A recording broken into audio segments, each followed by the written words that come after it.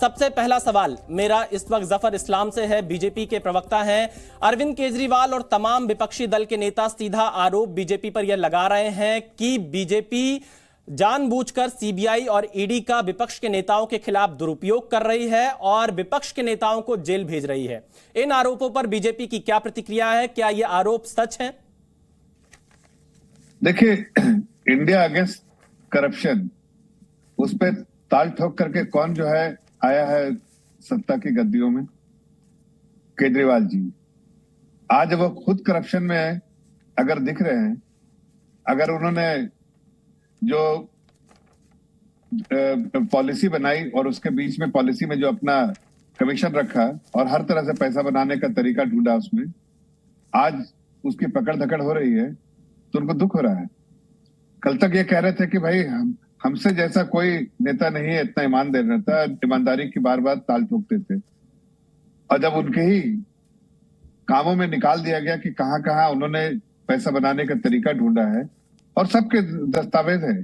आप देखिए, कोई ऐसे नहीं है कि सीबीआई किसी के घर पे पहुंच जाती।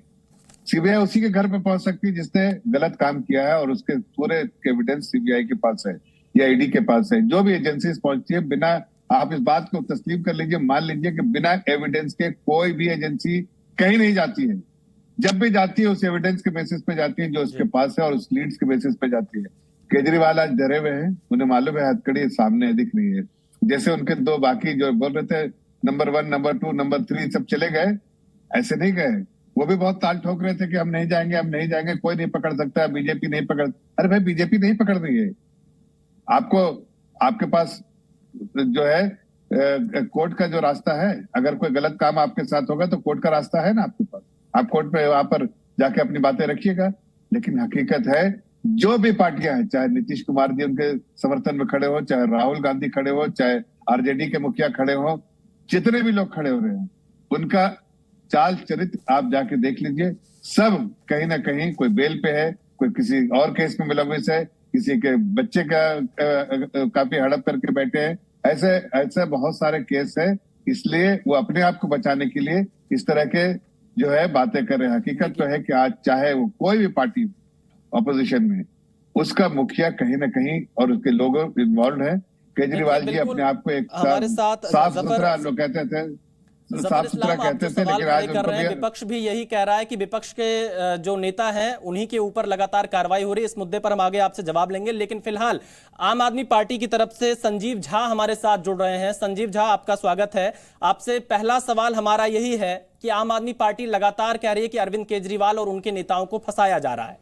अभी तो सिर्फ अरविंद केजरीवाल को पूछताछ का नोटिस गया है, तो कैसे आप कह रहे हैं कि फंसाया जा रहा है? और कट्टर ईमानदार लोगों को आखिरकार डर किस बात का? पूछताछ होगी और सांच को आज क्या? देखिए, आप इस पूरे केस में लगातार देखेंगे, और ना केवल इस केस में बल्कि जितने भी केसेस आम आदमी पार्टी के विधायक पे, आम आदमी पार्टी के मंत्री पे किए गए, वो देखेंगे या तो केसेस फर्जी साबित हुए या लगातार केवल वो जांच कर रहे हैं, कुछ निकल नहीं रहा है। अब आबकारी नीति की बात करें तो मनीष जी के यहाँ पता नहीं पिछले 9 महीने से कितने छापे मेरे, सैकड़ों अधिकारी जांच कर रहे हैं, कुछ नहीं निकल रहा है। 4 चार्जशीट सबमिट किया, मनीष जी का नाम आज तक नहीं है। तो अब ये समझ में आता है कि ये भ्रष्टाचार की जांच नहीं कर रहे थे और भ्रष्टाचार से कोई प्रधानमंत्री जी को लेना देना भी नहीं है। और ये मैं नहीं कर रहा हूँ, इन्हीं के अपने गवर्नर भी कह रहे थे भ्रष्टाचार से लेना देना इनका नहीं है। ये कोशिश कर रहे थे किस तरह से अरविंद केजरीवाल जी तक पहुंचे, तो वो सीढ़ी था, चाहे वो सत्येंद्र जैन हो, चाहे मनीष सिसोदिया हो, वो सीढ़ी था पहुंचने का। क्यों सीढ़ी था? देखिए, लगातार सारा क्या नहीं कर लिया। जब से हमारी पार्टी की स्थापना हुई, सरकारें बनी, तब से लेकर आज तक पर हमारे विधायक को खरीदने की कोशिश किया, एक एक करके फाइल जांचने की कोशिश किया, सारे तिक्रम कर ले कि किस तरह से अरविंद केजरीवाल जी को, आम आदमी पार्टी को खत्म कर दिया जाए। लेकिन सारे तिक्रम के बावजूद हमारा ये बाल बाका नहीं कर पाए।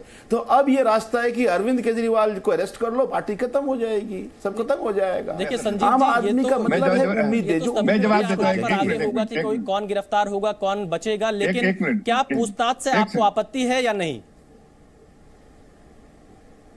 देखिए, पूछताछ अगर मान लीजिए भ्रष्टाचार, अगर लगातार आप मनीष सिसोदिया जी को 9 महीने से जांच कर रहे हैं, लगातार आप 500 से ज्यादा जगहों पर आपने छापे मारे, एक अठन्नी आपको नहीं मिला। आज तक आप चार्जशीट मनीष सिसोदिया जी का नाम तक नहीं डाले। ये पूरा केस फर्जी है। मुझे इस केस से कोई लेना देना अरविंद केजरीवाल जी को नहीं है। तो मुझे ये लगता है, मैं बार बार यही तो कह रहा हूं कि भ्रष्टाचार से कोई लेना देना नहीं है इनका, दूर दूर तक कोई वास्ता नहीं है। प्रधानमंत्री भ्रष्टाचारी कोई है इसे मतलब भी नहीं है। लेकिन संजीव जी, इनको लगता है कि हमें कोई या फिर जो और लोग आपके जेल में बंद हैं उनको जमानत क्यों नहीं मिल पा रही है? कोर्ट में तो अगर सबूत नहीं होगा तो मामला टिकेगा ही नहीं। देखिए, आखिर वजह क्या कि जमानत नहीं मिल पा रही आपके नेताओं को? देखिए, जब यही तो इंटरेस्टिंग है, आज ईडी इतनी पावरफुल एजेंसी है, अब तो बर्डन ऑफ प्रूफ तो एक्यूज पे है ना, ये सब लगेगा। अब जब ट्रायल होगा तब केस खत्म होगा, ट्रायल होने में लगेगा तो पहले से राजनीतिक लड़ाई कैसे हो जाएगी? संजीव जी, मैं आपके पास आता हूं। केसी त्यागी हमारे साथ जुड़े हुए हैं, जेडीयू के बहुत वरिष्ठ नेता हैं। केसी त्यागी जी, आपने सुना बीजेपी का पक्ष, आम आदमी पार्टी का पक्ष, लेकिन आज आपके नेता नीतीश कुमार ने कहा है कि ईडी सीबीआई के दुरुपयोग के खिलाफ राजनीतिक दलों को एक साथ आना चाहिए। लेकिन मेरा पहला सवाल आपसे यही है, आप तो काफी अनुभवी हैं, कभी बीजेपी के साथ आपकी पार्टी रही है, कभी कांग्रेस के साथ रही है, आपने सत्ता पक्ष विपक्ष दोनों देखा है। आप ही ईमानदारी से बताइए कि क्या इस वक्त सीबीआई ईडी का दुरुपयोग हो रहा है या नहीं?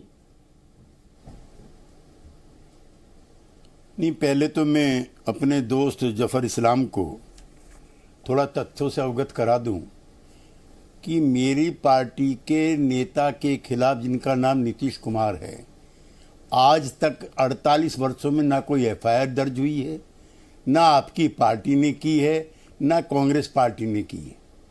तो आप जो सबके साथ इन्वॉल्व करते हो, एक तो भविष्य में ध्यान रखें कि किसी को आपकी बात अप्रिय भी लग सकती है।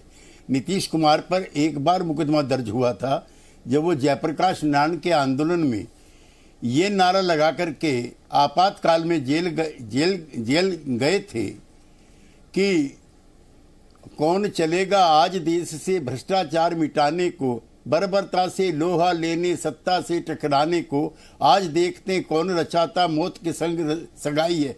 तो हम तो एक तो जफर जी उस परंपरा से आए हैं, और हमारे नेता चरण सिंह रहे, कर्पूरी ठाकुर रहे और नीतीश कुमार रहे। एक नए पैसे का, मैं राजनीति से अभी संन्यास लेता हूं, एक नए पैसे का। इसलिए जब आप अपना संबोधन करें तो एक तो इस चीज का ध्यान रखें। आप 3 बार उंगली उठा चुके, मैं अपनी बात कह लूं पहले। आप सज्जन पुरुष हैं, आप ऐसा व्यवहार न करें जैसे आपके कई और भी मित्र करते हैं। दूसरा, जो 2024 का चुनाव करीब आएगा, अभी कुछ और लोगों पर भी ईडी सीबीआई डिस्प्रपोर्शनेट के मुकदमों लेकर के पूछताछ होगी। मुझको आपातकाल का याद आ रहा है, तब भी हम और इनके नेता अटल बिहारी वाजपेयी, चौधरी चरण सिंह, जयप्रकाश नारायण सभी एंटी नेशनल थे।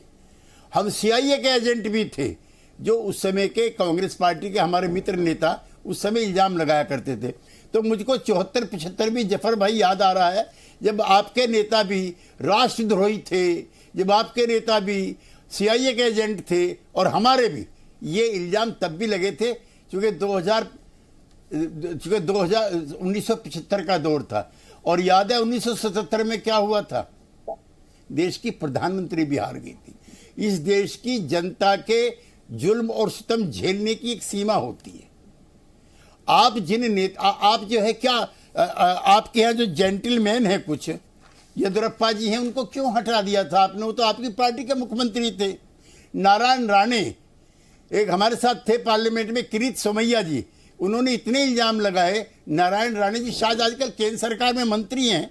हेमंत बिस्वा शर्मा जी, जो बंगाल का फेमस कांड हुआ था, अधिकारी जी, दूसरे जेंटलमैन, इनके मुकदमों क्या हुआ? रेड्डी ब्रदर्स जो पूरी खान खा गए। जवाब देता हूं। जी। जी न्यूज़।